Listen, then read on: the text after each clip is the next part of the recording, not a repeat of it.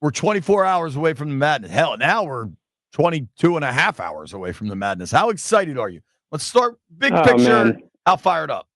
This is the best time of the year for me. It has been ever since I was in like seventh grade, sneaking a little TV under my covers so I could watch the late night games. So it gets no better than this, especially when you're covering a team that has a lot of excitement around it.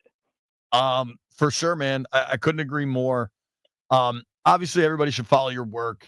Inside MD Sports. I follow your work. You are the preeminent Terps reporter for a long time now. I remember you broke Thank you. And broke the damn. likewise with your Commander's work. Oh, well, I appreciate that. At Jeff _Ermann. So let's get serious. Let's get down to business. Friday 4:00's coming.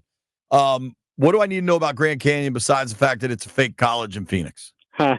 Yeah, does feel weird even writing like Maryland versus Grand, but they're a little bit of a sleeper. They're one of the better low seeds, I would say, which fits for the West because the region is just absolutely brutal. The biggest thing about them, I think, or biggest concern, I would say, is that they just have a ton of NCAA experience and overall experience. They have guys who've been around forever. They have two of their top players are fifth-year seniors. They played in the tournament last year and upset St. Mary's. They've got a ton of experience, whereas Maryland, as good as they've been, most of these guys have not played in the tournament. So, I could see Maryland coming out maybe a little jittery, whereas these guys should be pretty comfortable with all that experience. And then the other thing about them is, they don't have the big guys like Queen and Reese, so Maryland should be able to hit them pretty good in the paint, but they do have a lot of length, several 6'8", 6'7" kind of guys who've given some of Maryland's players trouble during the season. Jacoby Gillespie specifically, as some of his off games have come against long guys who can stay in front of him. So, they are dangerous, but again, there's a reason Maryland's favored by 10. Yeah, Jeff, I'm glad you mentioned that because I was going to ask, it feels like the way this game should start is by feeding Queen and Reese on the inside, taking advantage of the one thing that Grand Canyon doesn't really have, which is size down low. Yeah, I'm sure that's the game plan. Go inside early, try to get them in foul trouble and take advantage of them that way. Kick it out to the three-point shooters when they're open. Maryland's definitely a better three-point shooting team. I think Grand Canyon's only around 31% this year. So they do have some pretty big advantages, despite all the positive things I said against Grand Canyon. This is a game that Maryland should win fairly comfortably as long as, you avoid foul trouble or some of your guys have, a clunker of a game that they have once in a while. Yeah, I think foul trouble is my greatest concern because even in the clunker world, I think Maryland, the fact that all five of those starters can fill it up, or four of them can fill it up, and Juju can help you offensively, I would say.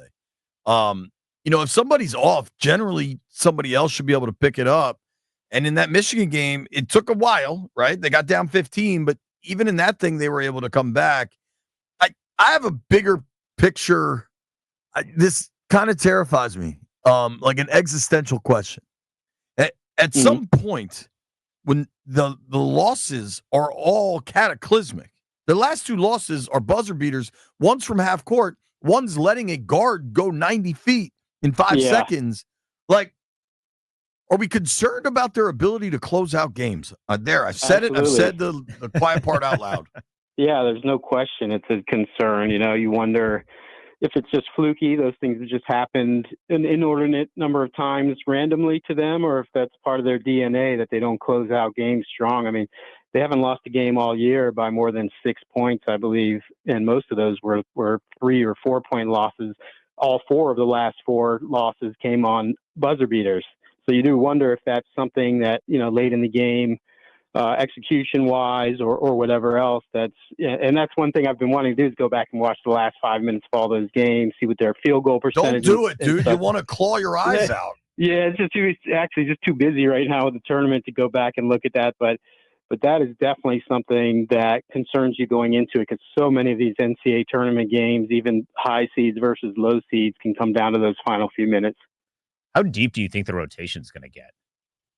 Not very. I think it'll be basically what it has been. He does like to get some of those guys in early, I think, just to get the starters an early rest and keep them ready for late in the game. So he does bring in Geronimo and Deshaun Harris-Smith and Jay Young, usually, well before the midway point of the first half. But once it gets late in the game, obviously you're going to go with the crab five, go with your starters, and win or lose with the ones who brought you there. But yeah, at this point in the season, obviously it's been established that the bench just is not, although I will say Jordan Geronimo has really emerged lately. And even if he's not scoring, he's consistently bringing energy off the bench. And I got to say, I don't care. Like, I'm done with the bench conversation. These guys are 20 years old. They're as fit as they're going to be, and they get a 5-minute break every 4 minutes. Yeah, the NCAA tournament breaks are even longer, obviously, because they got to pay for those insane rights contracts that they have with the NCAA. So that helps. And then, the first. Hey, those are their corporate champions, Jeff. Show some respect. Yeah. Okay, my bad. Corporate champions. They. You have to one honor game. John Feinstein. We're pointing that S out every time this month. That's right.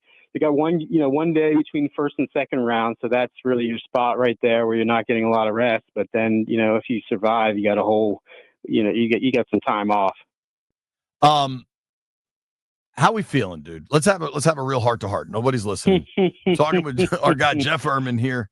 You can follow Jeff at Jeff_Ermann, ERMANN. He joins us on the Rude guest hotline. Rude makes the most reliable heating and air conditioning products in the DMV. How we all feeling here? Just you and me, a couple Terps talking it out. I think they should get to the Sweet 16. I think the Florida Gators are damn good. And I'm okay if this thing ends at the Sweet 16. I'm okay. I've made my peace. We're going to make it. How are you? I think feeling? A lot of people have a similar mindset as you, just because Florida is pretty daunting. They're playing so well, won the SEC. But the thing about them is, their coach Todd Golden is obviously a young, rising hotshot, but he's never been past the first round of the tournament. So you still got to prove it. Can I ask a serious question? Has Willard? He's done it once. Once. His record is 2-6 overall, so he's been past the first round twice. Okay. There's one Sweet 16 at Seton Hall, or no? I don't believe so. I should know that, but I think there were 2 wins, 2 separate years. Okay. So that he has not, but he has more experience. At least Golden does not have enough experience. But like you look at the Arizona coach, the past few years they've been very highly ranked and went to the tournament and kind of flunked out. So that does matter. And I think anything less, in terms of just focusing back on Maryland, anything less than the Sweet 16, obviously, I think is a huge disappointment, just given that they've had this breakout season that's gotten all the fans back on the bandwagon. You haven't been to a Sweet 16 in a while, so that's kind of that's a baseline expectation if you're going to call this season like a true breakthrough. And once you get there, obviously anything can happen. They've got a ton. We know how talented they are. They have probably the best starting 5 in the country. And so, I wouldn't say they're not capable of beating Florida, but I would say regardless of who they play in the second round, a Sweet 16 should be a fair expectation of this year. I agree with that. And then last one from me for our friend Jeff Ermann. Do you think Coach K called the NCAA and said, hey, you got to switch Maryland and Arizona? Because otherwise, why Arizona's in the East and Maryland's in the West makes absolutely no sense. Yeah, JP, I gave up on trying to figure out what the NCAA is thinking many years ago. If there's something that they can screw up, they probably will. I'm not sure what the reasoning was on sending them out west. And the funny thing is, a lot of times if you get sent out west, you're like, okay, we win, come back, play, in the East Coast, Midwest, or whatever. In this case, you're still out west in San Francisco. So, that is definitely, that's a bad break for them. I think their path in the first 2 rounds is pretty advantageous, but having to travel out there and stay out there and not have as many fans if you were in like Providence or somewhere like that was definitely a little bit of a blow. All right, last one. I as we've seen college football just say bleep you to the NCAA and kind of do their own thing. Is there a world where that happens in college hoops, or does NCAA kind of keep their control? I think there's a world. I mean, a lot of people have mentioned that possibility of it just being like a power conference tournament. And normally I would say no chance, because that's obviously one of the big parts of the charm of the NCAA tournament is having Grand Canyon and Akron and all these random schools in every year making runs. I think that would almost ruin the tournament for me if you just had power conferences in it. But with the way everything's going all toward the money and becoming, so professionalized, such a business, I'll never say never. Yeah, I agree with that, man. I am fired up to watch the Crown college basketball tournament as well. So, Oh yeah, big time. You got your bracket done? Yeah. All right, dude. You're going to be busy. Who's this guy you keep teasing about them recruiting every day? The local Which guard. one? There's a few. I don't know.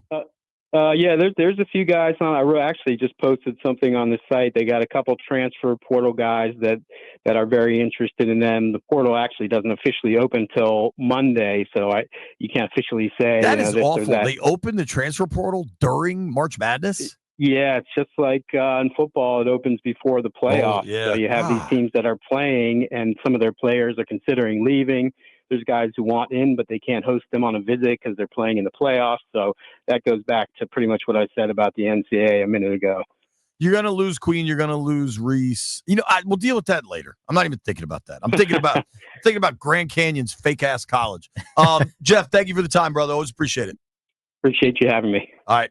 Follow Jeff Ermann. Trust me, at Jeff_Ermann, Ermann, Ermann. Terps, Friday, 4 o'clock.